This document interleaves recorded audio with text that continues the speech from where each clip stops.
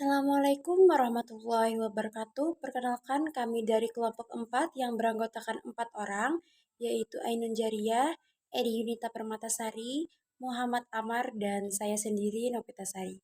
Di sini kami akan membahas tentang standarisasi industri pada pengolahan RSS. Pengolahan RSS. RSS merupakan salah satu jenis produk karet olahan dari getah tanaman karet yang diperoleh secara perkebunan maupun perorangan. Produk olahan tanaman karet ini memiliki banyak kegunaan dalam pasar industri sebagai bahan baku pembuatan industri otomotif dan ban. Di tingkat dunia, seperti Thailand, Indonesia, dan Malaysia, merupakan pengekspor karet terbesar di dunia.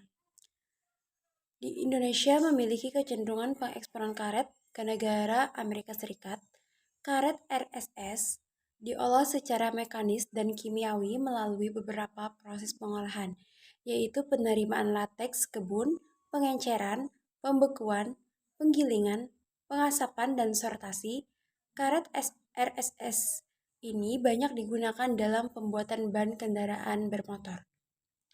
Proses pengolahan karet antara lain yang pertama yaitu penerimaan lateks dari pohon karet yang disadap dan dikumpulkan dalam wadah untuk selanjutnya disaring guna memisahkan kotoran dan bagian lateks yang mengalami prakoagulasi.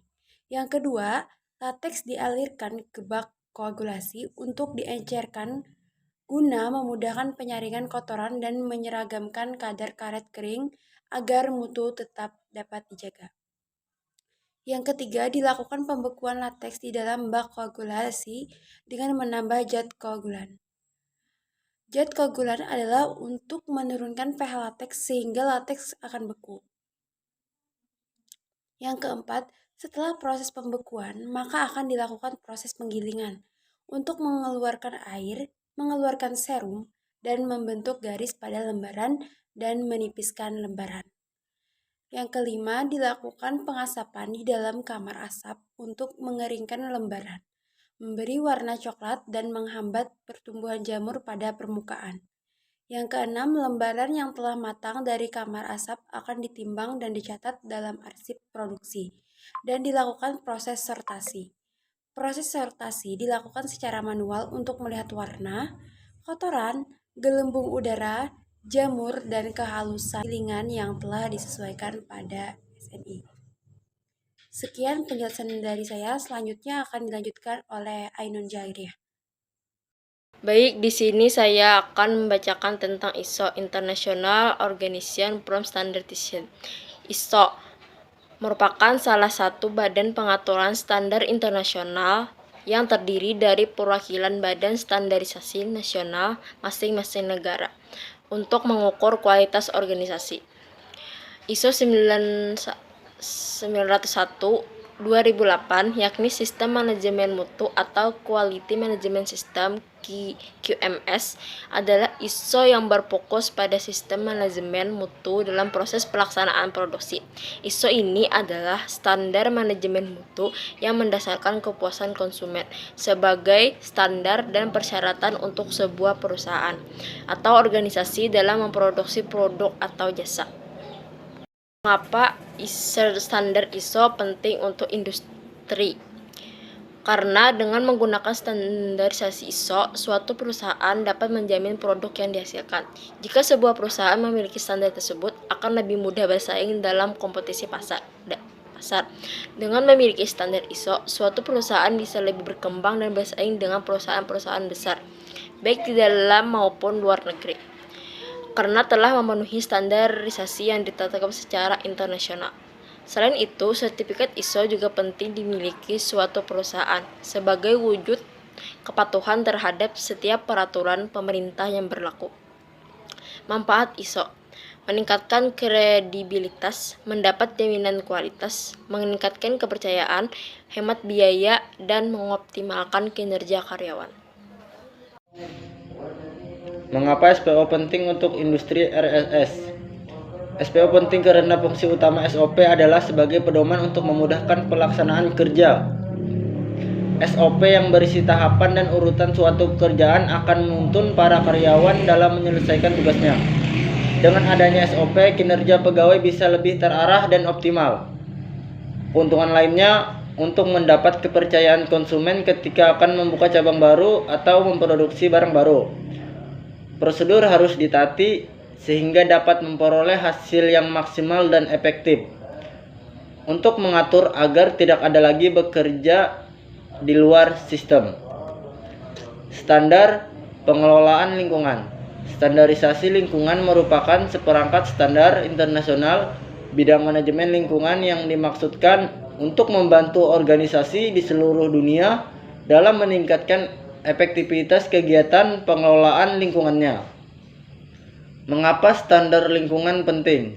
Standarisasi pengolahan lingkungan karena setiap industri menghasilkan limbah sisa produksi. Apabila tidak diperhatikan, maka akan menyebabkan kerusakan lingkungan. Oleh sebab itu, para industri pengolahan RSS menerapkan standar pengolahan lingkungan dengan tujuan agar dapat mengurangi pencemaran terhadap lingkungan. Baik, di sini saya akan melanjutkan mengenai standar pengelolaan lingkungan. Jadi, standarisasi lingkungan itu merupakan seperangkat standar internasional di bidang manajemen lingkungan yang dimaksudkan untuk membantu organisasi di seluruh dunia dalam meningkatkan efektivitas kegiatan pengelolaan lingkungan. Lalu, kenapa sih standar lingkungan itu penting? Kita bisa lihat pada perusahaan RSS, yaitu setiap industri itu pasti menghasilkan limbah sisa produksi. Nah, apabila tidak diperhatikan, maka itu akan menyebabkan kerusakan lingkungan. Maka dari itu, pada industri pengolahan RSS itu menerapkan standar pengelolaan lingkungan dengan tujuan agar dapat mengurangi pencemaran terhadap lingkungan. Kemudian, untuk standar yang berlaku pada industri RSS yaitu standar ISO 14001 adalah standar mengenai sistem manajemen lingkungan atau SML atau Environmental Management System (EMS) yang berlaku secara internasional, dan itu adalah bagian dari standarisasi bagi organisasi atau instansi atau perusahaan yang secara spesifik mengatur tentang lingkungan. Kemudian, kenapa sih standar tersebut itu penting bagi perusahaan? Karena itu dapat menjadi bukti kelayakan suatu perusahaan yang menunjukkan tanggung jawabnya ketika kita membuka suatu perusahaan. Kita juga harus bisa bertanggung jawab akan hasil olahannya, hasil limbahnya, dan juga lingkungan sekitar. Nah, itu juga standar itu juga menunjukkan bahwa sebuah organisasi atau sebuah perusahaan itu telah mendedikasikan sistem manajemennya berdasarkan kesadaran lingkungan. Kemudian kita masuk mengenai standar peralatan di industri. Kenapa sih penting kayak gitu kan?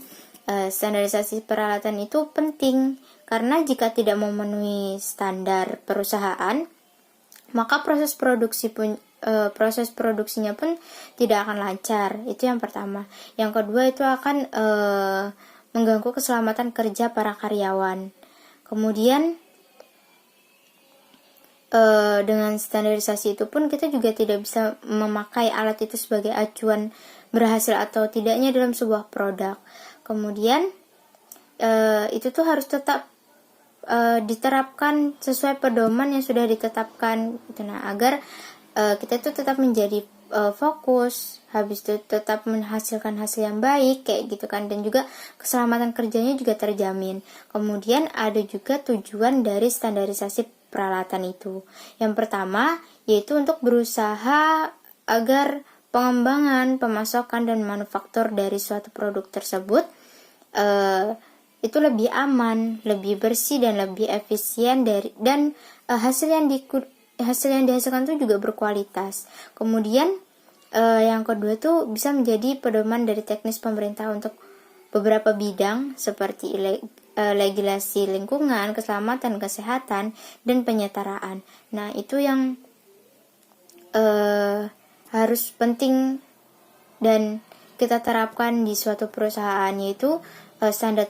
Kita harus mempunyai standar peralatan dan juga standar pengelolaan lingkungan. Bagaimana cara perusahaan itu mengelola air limbahnya dan juga peralatannya itu dengan sesuai standar perusahaan itu masing-masing, dengan tidak lepas dari undang-undang ataupun peraturan yang telah dibuat dari negara. Mungkin itu saja, saya kembalikan kepada moderator. Baik, sekian penjelasan dari kami. Salah hilap mohon maaf. Wassalamualaikum warahmatullahi wabarakatuh.